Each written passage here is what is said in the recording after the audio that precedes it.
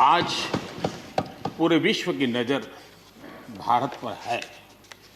भारत से अपेक्षाएं भी हैं और लोगों में एक विश्वास भी है कि अगर भारत ये कर लेगा, दुनिया की बहुतेक समस्याओं का समाधान वहीं से हो जाएगा। ये विश्वास आज दुनिया में भारत के लिए पड़ा है।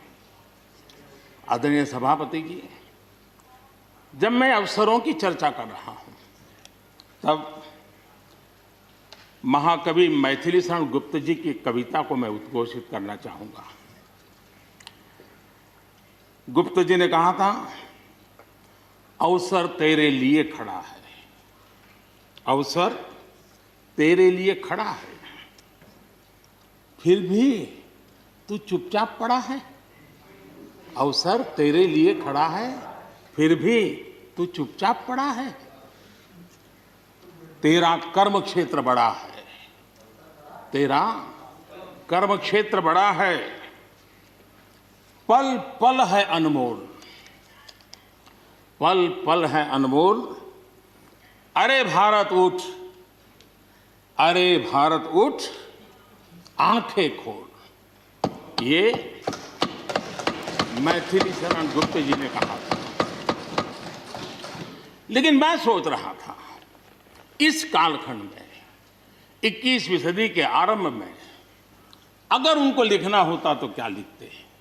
मैं कल्पना करता था कि वो लिखते, अवसर तेरे लिए खड़ा है, अवसर तेरे लिए खड़ा है, तू आत्मविश्वास से भरा पड़ा है, तू आत्मविश्वास से भरा पड़ा है। हर बाधा, हर बाधा, हर बंदिश को तोड़, हर बाधा, हर बंदिश को तोड़। अरे भारत, अरे भारत, आत्मनिर्भरता के पथ पर दौड़, आत्मनिर्भरता के पथ पर दौड़।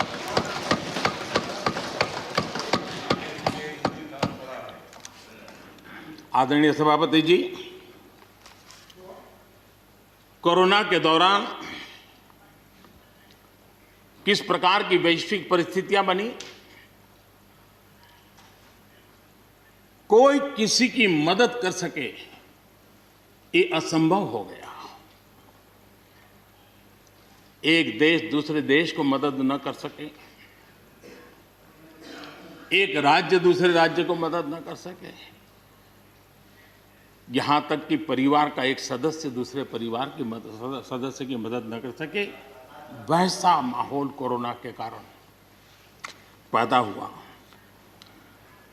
भारत के लिए तो दुनिया ने बहुत आशंकाएं जताई थी। विश्व बहुत चिंतित था कि अगर कोरोना के इस महामारी में अगर भारत अपने आप को संभाल नहीं पाया तो न सिर्फ भारत लेकिन पूरी मानव जात के लिए कितना बड़ा संकट आ जाएगा। ये आशंकाएं सबने जताई।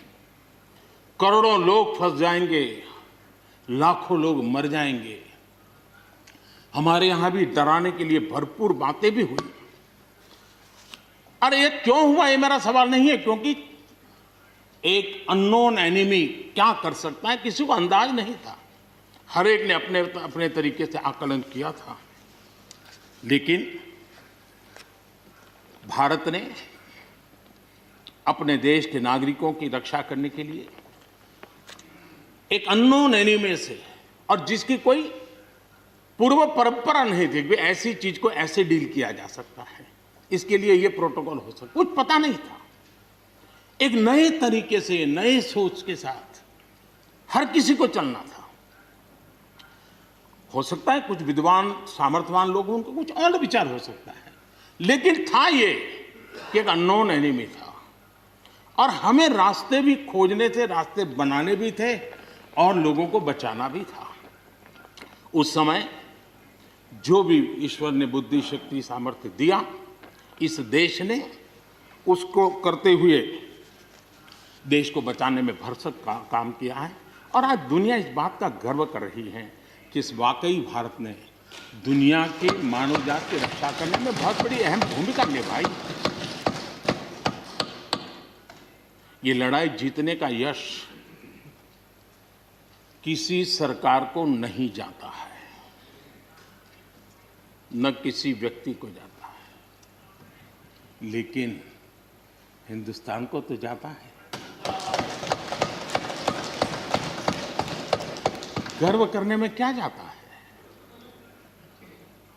विश्व के सामने आत्मविश्वास के साथ बोलने में क्या जाता है?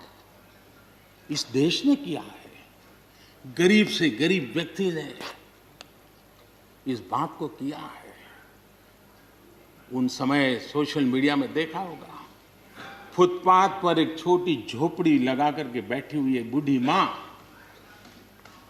वो भी घर के बाप की झोपड़ी के बाहर दिया जला करके भारत के शुभ के लिए कामना करते। हम उसकी मजाक उड़ा रहे हैं, उस भावनाओं का मखौल उड़ा रहे हैं। समय है, जिसने कभी स्कूल का दरवाजा नहीं देखा था, उसके मन में भी देश के लिए जो भी दिया जला करके भी देश की सेवा कर सकता हूं तो करूं, इस भाव से किया था। और उसने देश में एक सामूहिक शक्ति का जागरण किया था।